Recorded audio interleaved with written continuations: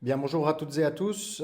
Bienvenue dans cette nouvelle session de séminaire organisée par l'IRM et merci beaucoup de prendre le temps de participer à ces sessions.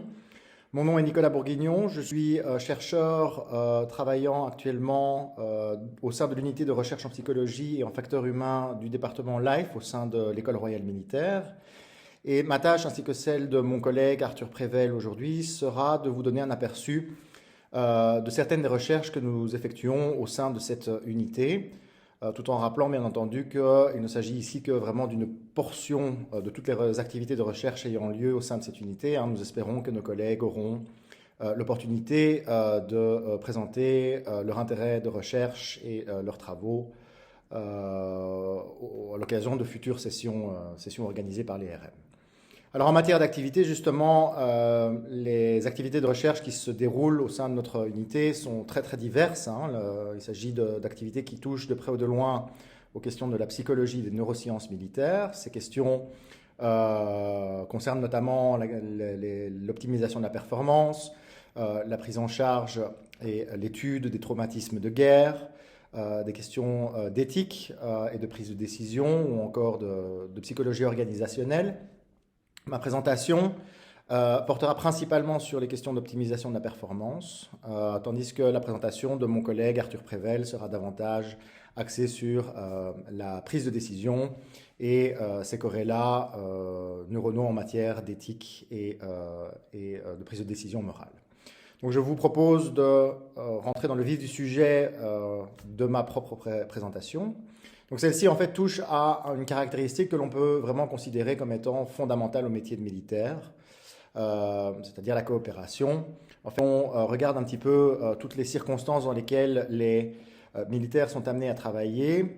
On s'aperçoit assez rarement qu'ils travaillent tout seuls. Donc l'armée est une institution fondamentalement collaborative, ce qui implique bien entendu qu'une grande partie des processus de recrutement et d'entraînement des militaires implique une sélection et un entraînement des militaires au niveau de leur capacité de collaborer dans des configurations plus ou moins complexes. Alors, il y a plusieurs raisons pour lesquelles la coopération est un élément important du métier de militaire. Je vais en citer trois. La première, c'est l'efficacité, c'est-à-dire la capacité à mener une mission à bien avec un maximum de résultats positifs. Une deuxième, c'est la sécurité. C'est une manière de s'assurer que nos coéquipiers sont capables de travailler en toute sécurité avec un minimum de conséquences négatives. Et enfin, il y a la question de la réduction de la charge mentale, qui est un concept central au niveau de l'étude des facteurs humains. En fait, il y a plusieurs façons de décrire la charge mentale. De manière générale, on la décrira comme la quantité d'informations qui sont relatives à une mission à accomplir. Et donc on sait très bien que lors d'une mission, les soldats sont amenés à faire plusieurs tâches en même temps. Et puisque l'on sait également que les ressources cognitives propres à un seul et même soldat sont limitées, ce soldat est capable ou est susceptible de surpasser ses limites de manière assez rapide si le poids de la mission, la quantité d'informations à échanger au niveau de la mission n'était pas distribuée à travers l'ensemble de l'équipe, n'était pas partagée par les différents membres de l'équipe. Donc voilà pour les raisons pour lesquelles la coopération est si fondamentale au métier de militaire. Maintenant, nous pouvons nous tourner sur les différentes questions de recherche que l'on peut se poser au niveau de cette fameuse capacité de coopération en milieu militaire, de la perspective plus particulière des neurosciences cognitives qui est la perspective que j'adopterai au sein de dans le contexte de cette présentation. Donc, la première question que l'on peut se poser naturellement, c'est y a-t-il un effet de sélection et d'entraînement sur les capacités de coopération des soldats? Donc, peut-on s'attendre à ce que les soldats, de par leur recrutement, de par leur entraînement très spécifique, peut-on s'attendre à ce qu'ils soient de meilleurs coopérateurs que d'autres franges de la population, comme par exemple la population civile? Une deuxième question que l'on peut se poser, c'est quel paradigme nous permet de tester cela? En particulier, comment peut-on recréer des conditions de coopération militaire en milieu expérimental, donc c'est-à-dire dans un laboratoire, en utilisant les outils classiques des neurosciences cognitives, notamment les outils nous permettant d'enregistrer l'activité cérébrale pendant une tâche de coopération. Et enfin, une troisième question, c'est quels sont les indicateurs que l'on peut raisonnablement associer à des capacités de coopération accrues chez les militaires par rapport aux civils. Alors, bien entendu, des indicateurs importants sont des indicateurs comportementaux, où on veut voir des différences au niveau comportemental, mais il est également possible, en tant que chercheur en neurosciences cognitives, d'associer des différences au niveau comportemental à des différences en matière de profil cognitif qui devraient se refléter dans des différences au niveau de l'activité cérébrale associée avec une tâche de coopération.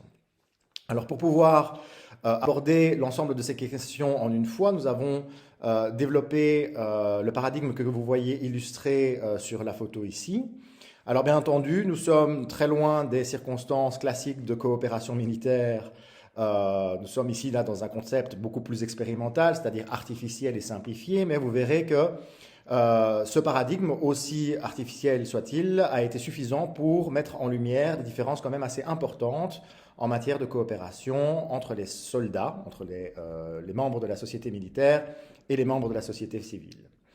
Donc il s'agit en fait d'un paradigme dans lequel des étudiants de première et deuxième année à l'époque de l'école royale militaire prenaient part à un jeu vidéo pendant que leur activité cérébrale était enregistrée en temps réel. Donc ce que je vais faire ici, c'est décomposer un petit peu, décortiquer cette photo de manière à ce que l'on comprenne bien de quoi on parle. La première chose à laquelle il faut porter attention, c'est bien entendu le paradigme lui-même. Donc c'est un paradigme qui se déroule sur un écran tactile, lequel est dupliqué, comme vous pouvez le voir, de manière à ce que les deux participants qui sont assis l'un en face de l'autre puissent voir les mêmes choses se dérouler sur le même écran en même temps et puissent agir sur cet écran en même temps. Alors, c'est un jeu vidéo dans lequel, en fait, le but est de déplacer un avatar, représenté par le point rouge du côté gauche de l'écran, de son point de départ vers un point final de l'autre côté de l'écran, représenté par le point bleu. En chemin vers ce point final, les sujets doivent faire une série de choses assez spécifiques. La première chose qu'ils doivent faire, peu importe la condition expérimentale dans laquelle ils se trouvent, c'est d'éviter de toucher à tout prix les mines qui sont représentées par les points noirs sur l'écran. Donc si pendant un scénario, l'un ou l'autre participant touche une mine, le scénario s'arrête et ils doivent recommencer du début. Ensuite, nous avons deux sortes de ce que nous appelons les checkpoints, les checkpoints verts qui sont synchronisés, les checkpoints jaunes qui sont désynchronisés, dont les règles seront d'application uniquement dans le cadre d'une condition expérimentale de coopération. Alors, quelles sont ces règles ? Au sujet des checkpoints verts synchronisés, les sujets doivent les atteindre en même temps. Donc s'il s'avère qu'un sujet en chemin vers le point final touche un même checkpoint avant l'autre sujet, le scénario s'arrête et ils doivent recommencer. Pour ce qui est des checkpoints jaunes, donc les désynchronisés, les règles sont tout à fait inverses. C'est-à-dire que les deux participants doivent atteindre le checkpoint en séquence, l'un après l'autre. Si les deux sujets arrivent en même temps sur le même checkpoint désynchronisé, le scénario s'arrête et ils doivent recommencer. Et c'est précisément la manière dont nous allons mesurer le taux de réussite dans cette expérience. C'est le nombre de fois qu'un scénario doit être recommencé par les sujets avant qu'ils réussissent à passer, à atteindre le point final de manière avec succès. D'accord ? Et j'y reviendrai dans quelques minutes.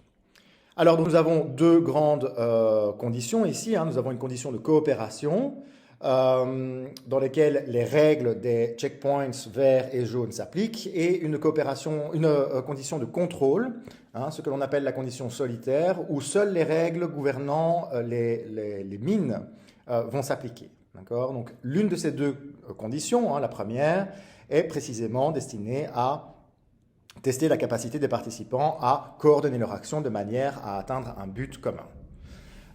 En d'autres termes, la coopération. Alors, je souhaite quand même jouer une petite séquence vidéo qui vous donnera une idée de comment un scénario typique de coopération se déroule. Hein. Donc cela s'est fait avec des participants issus de la société civile, hein, que l'on a utilisé comme étant un groupe de comparaison par rapport à nos participants militaires. Donc laissez-moi jouer cela assez rapidement. Vous voyez, les points jaunes se font en séquence, les points verts se font simultanément.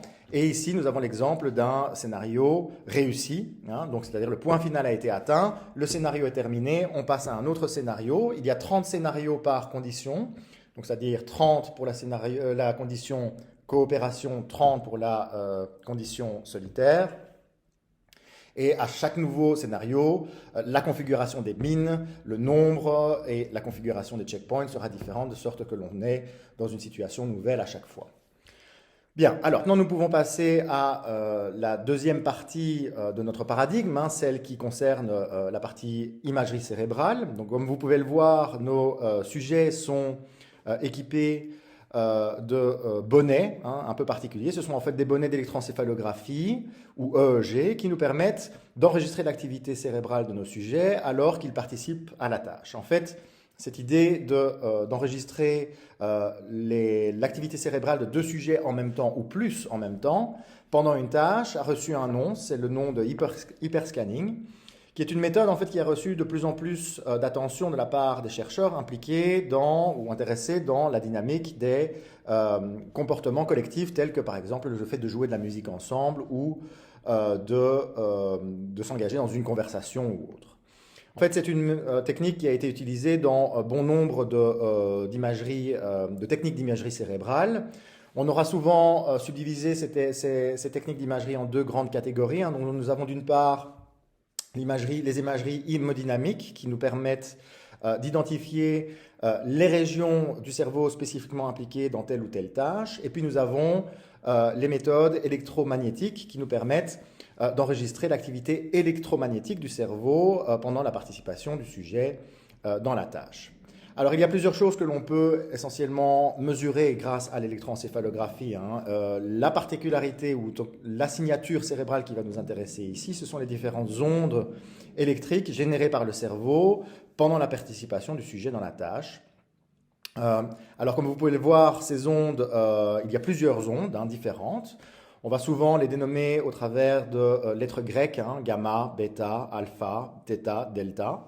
Et leur différence principale, c'est tout simplement leur fréquence relative, hein, qui peut aller de fréquences extrêmement rapides dans le cas des ondes gamma et extrêmement lentes, par exemple, dans le cas des ondes delta.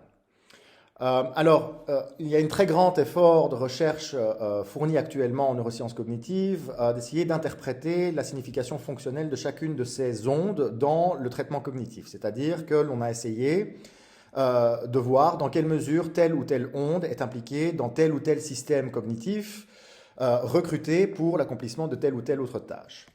Et justement, à ce titre, deux de ces ondes vont nous intéresser plus particulièrement. Hein. Il s'agit des ondes gamma et des ondes bêta, en raison particulièrement de leur association avec les systèmes cognitifs d'attention. Alors, quelques mots ici sur le système d'attention.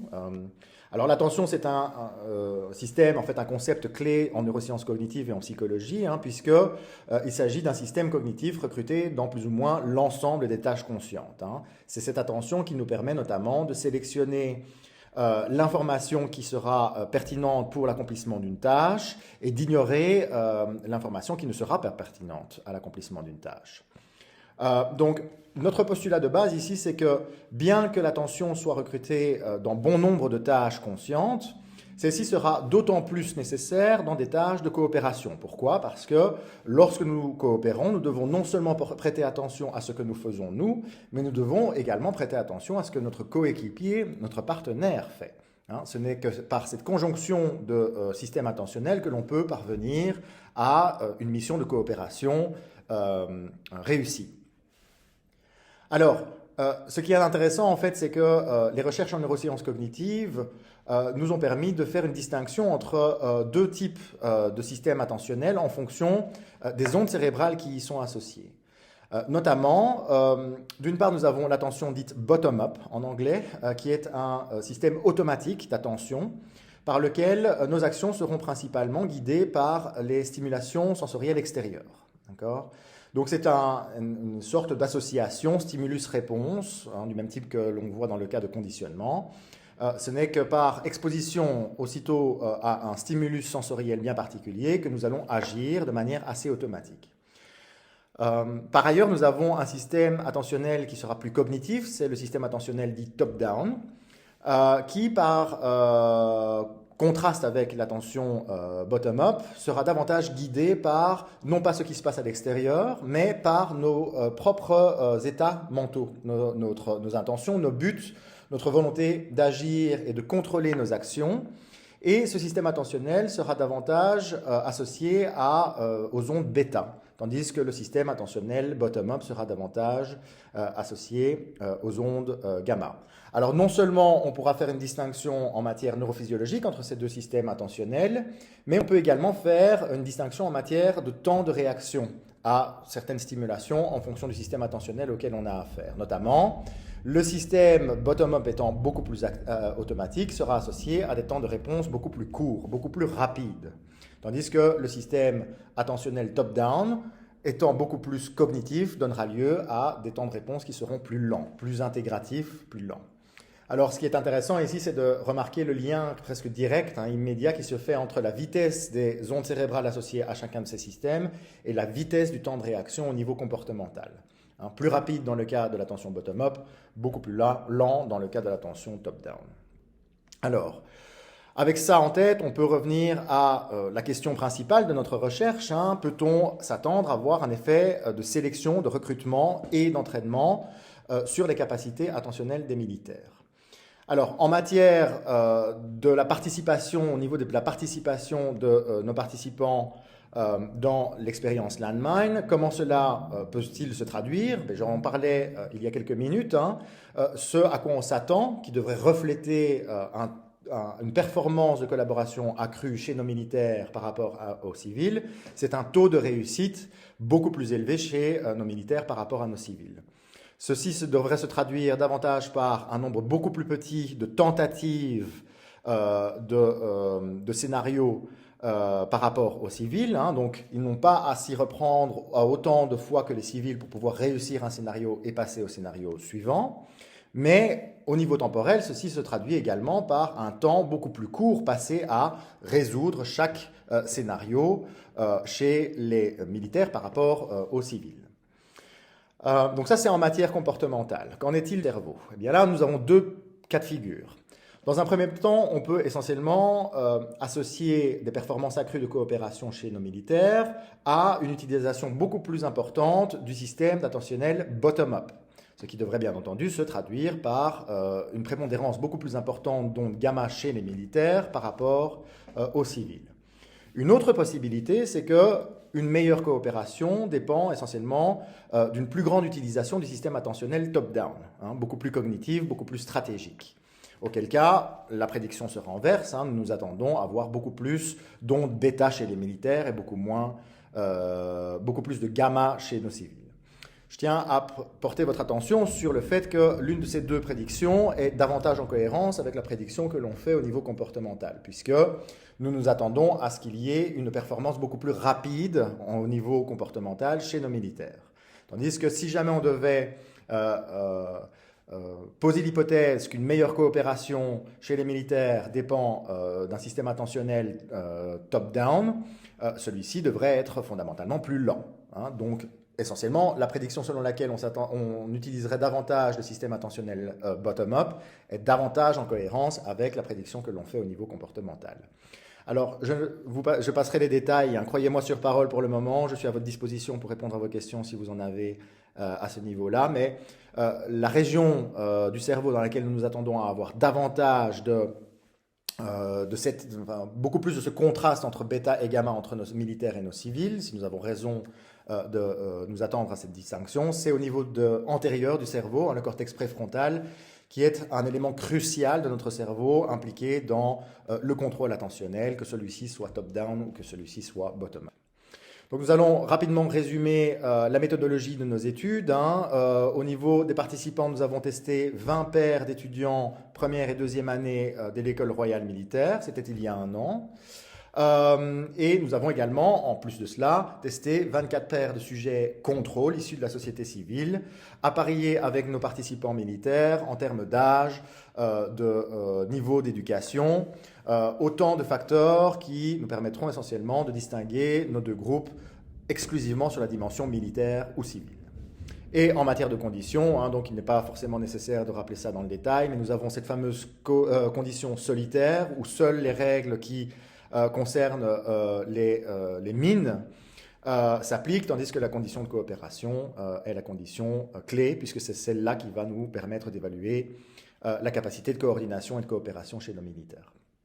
Alors, passons aux résultats, en commençant par les résultats comportementaux et les taux de réussite. Donc ceux-ci sont sans appel. Nous avons, il y a une absence de différence en matière de performance entre les civils et les militaires pour la condition solitaire, mais pour la condition de coopération, le taux de réussite est considérablement, significativement plus élevé chez nos militaires que chez nos civils. Ce qui se traduit, comme je le disais précédemment, en termes temporels, par un temps moyen beaucoup plus court passé à résoudre chacun de ces scénarios de coopération chez les militaires par rapport aux civils. Qu'en est-il des données neurophysiologiques? Eh bien, elles sont également assez parlantes. Donc rappelez-vous, nous nous intéressons ici sur les parties antérieures du cerveau, le cortex préfrontal, que nous avons subdivisé en 3 grandes zones, la zone gauche, centrale et droite. Et que ce soit pour la gauche, la centrale ou la droite, il y a une prépondérance des ondes gamma chez nos militaires et une prépondérance des ondes bêta chez nos civils. Donc ceci nous amène à certaines conclusions quand même assez intéressantes. Premièrement, il y a effectivement un effet significatif du processus de recrutement et d'entraînement des militaires sur leur capacité de coopération. Ceci se traduit par un plus grand taux de réussite dans l'expérience que nous avons conduite ici. Mais aussi par une prépondérance des fréquences gamma chez les militaires qui suggère que la coopération accrue chez les militaires dépend avant tout d'une utilisation d'un système attentionnel automatique, bottom-up. Ce qui peut sembler pour certains une conclusion un peu contre-intuitive parce qu'on a tendance à se faire une idée de l'armée ou du milieu militaire comme étant un milieu principalement stratégique, cognitif, planificateur. Eh bien, il semblerait, selon les données que nous avons ici, que, en tout cas en matière de coopération, celle-ci dépendra davantage à une capacité à abandonner notre propre contrôle et à nous fier sur ce qui se passe à l'extérieur, en particulier nous fier sur ce que l'on peut voir chez nos partenaires. D'accord ? Donc c'est une espèce d'une forme de conscience spatiale de l'environnement qui garantit une capacité de coopération accrue chez les militaires par rapport aux civils. Je voudrais juste terminer très rapidement en soulignant un point qui est quand même assez intéressant. Les sujets qui ont participé à ces expériences n'étaient pas du tout familiers avec ce type d'expérience de coopération. C'était très éloigné de ce à quoi ils sont accoutumés en matière de coopération. Donc le fait que leur performance soit si parlante, si supérieure dans une tâche qui soit si nouvelle, pour des étudiants de première et deuxième année, à l'époque de l'ERM, indique qu'il y a un effet très précoce de sélection et d'entraînement militaire sur la capacité de coopération. Et nos futures recherches tenteront d'essayer de distinguer effectivement la contribution respective de la sélection militaire et de l'entraînement militaire sur la capacité de coopération de nos participants. Et ça, ce sera pour bien entendu les années à venir. Alors, je ne vais pas pouvoir parler plus longtemps qu'il ne m'était dû, donc je vais m'arrêter là. Je suis bien entendu présent pour répondre à vos questions et je tiens bien entendu à remercier mes collaborateurs avec qui je travaille de près sur ces recherches. Merci beaucoup.